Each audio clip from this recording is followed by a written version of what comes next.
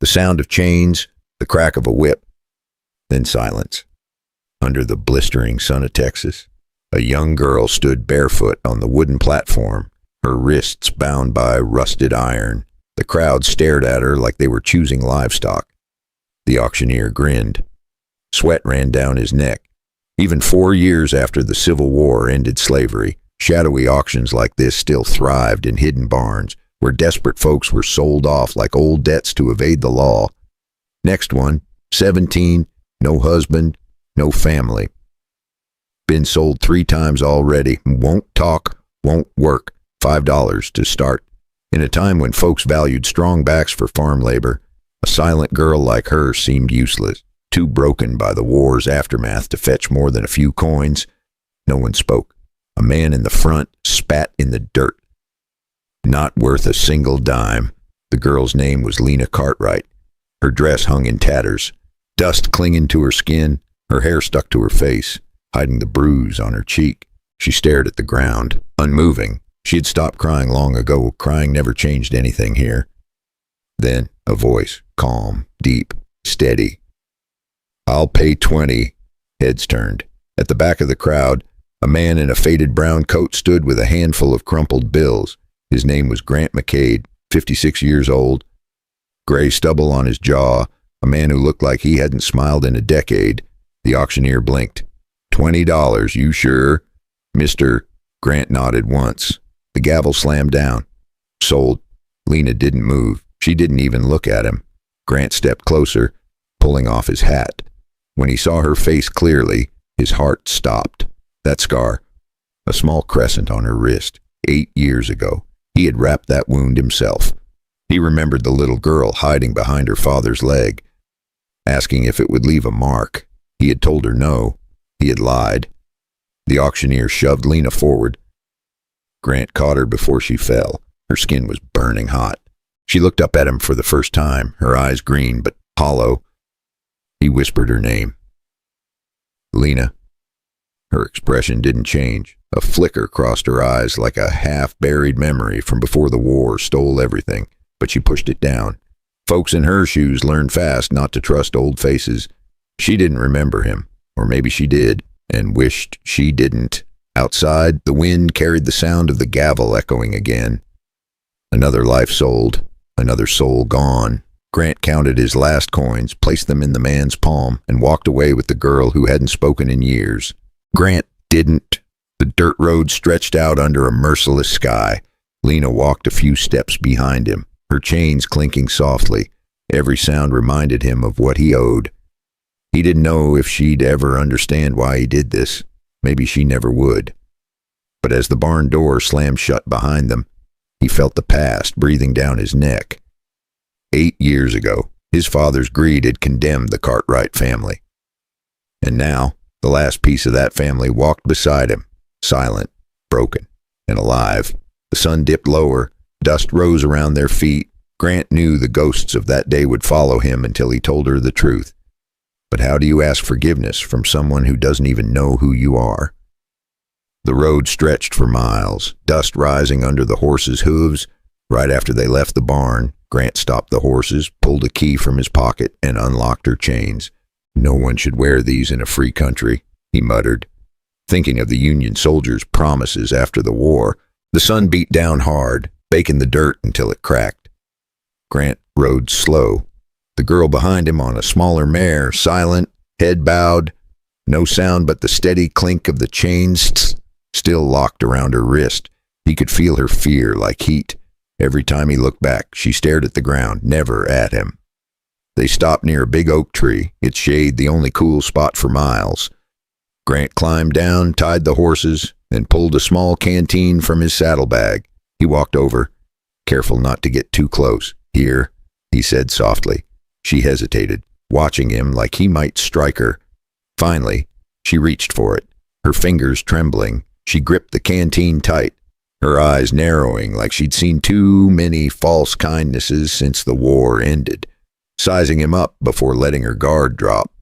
She took one sip, wiped her mouth, and then looked straight at him for the first time.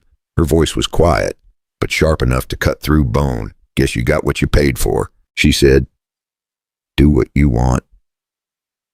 Grant froze. For a long moment, he didn't breathe. The words stung worse than a bullet. He knelt down slowly, making sure she could see his hands were empty.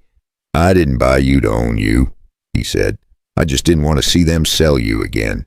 She let out a bitter laugh, short and dry. You think that makes it better? He didn't answer. There was no answer that would sound right. They sat there in the heat, the silence stretching between them.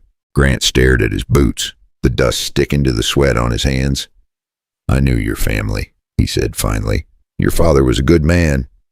I should have done more when they came for him. Lena turned her face away. Her voice was flat.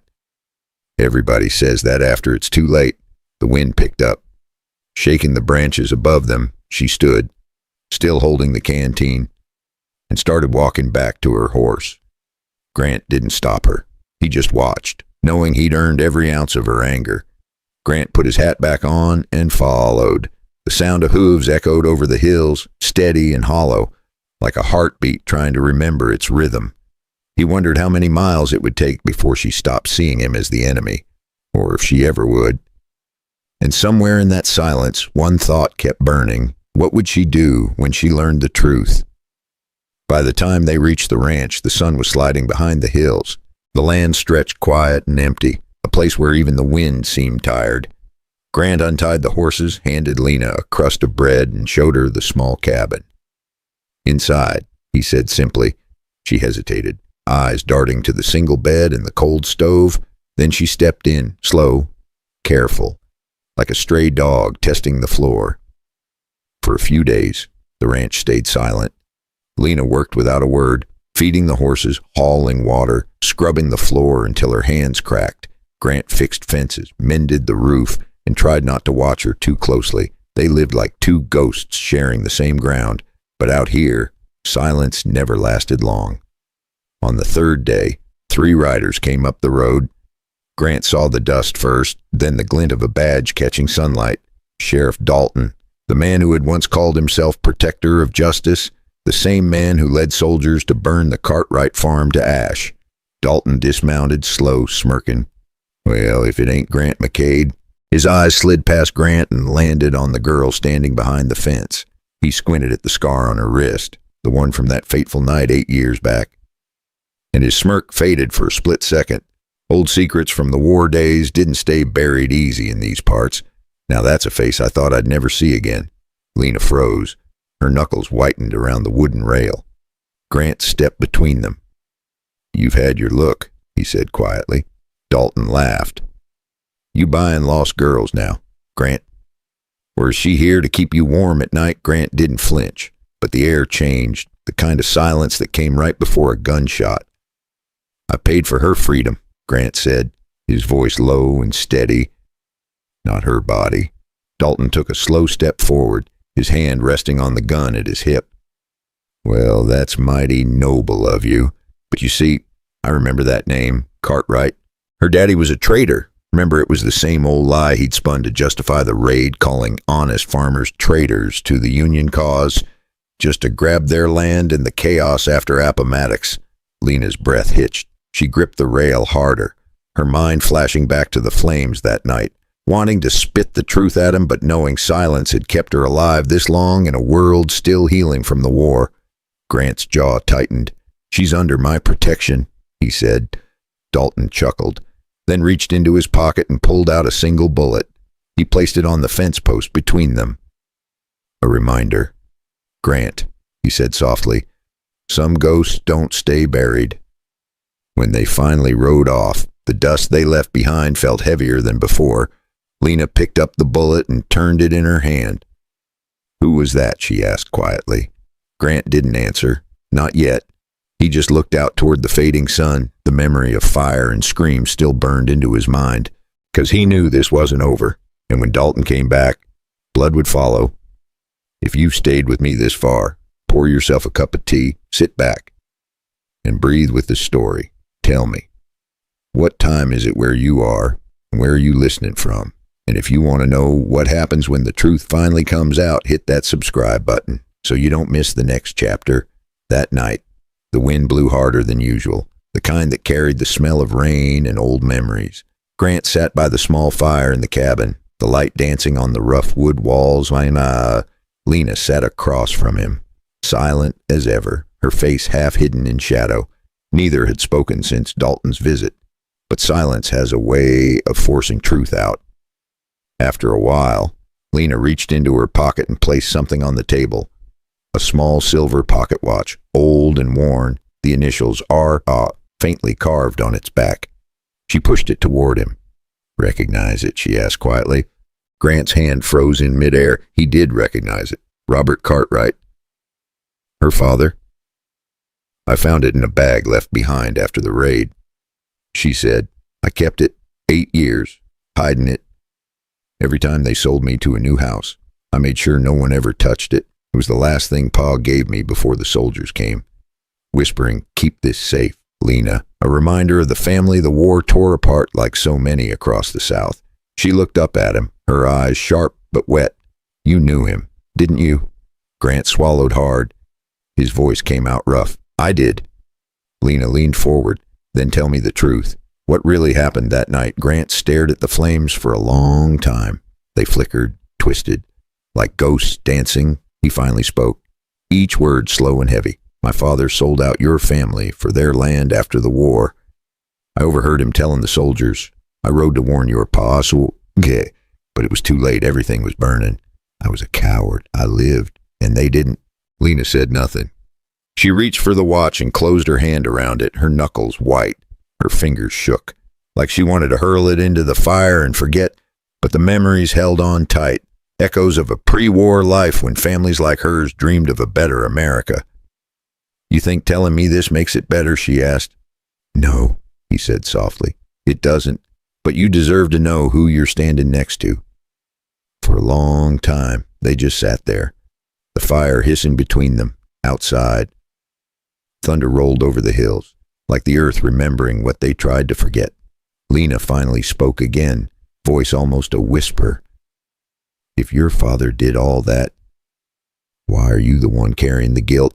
Grant looked up, his eyes tired but steady. "'Cause I was there. 'Cause I did nothing. And because I'm still breathing when they're not."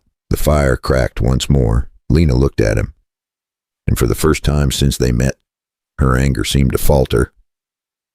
Not gone, just cracked, like something inside her was trying to understand. But before she could speak again, a sound broke through the storm outside, the sound of hooves, fast, close. Grant reached for his gun because sometimes the past doesn't knock twice.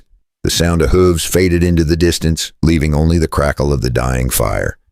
Grant stood by the door, gun still in hand, eyes locked on the rain pouring outside.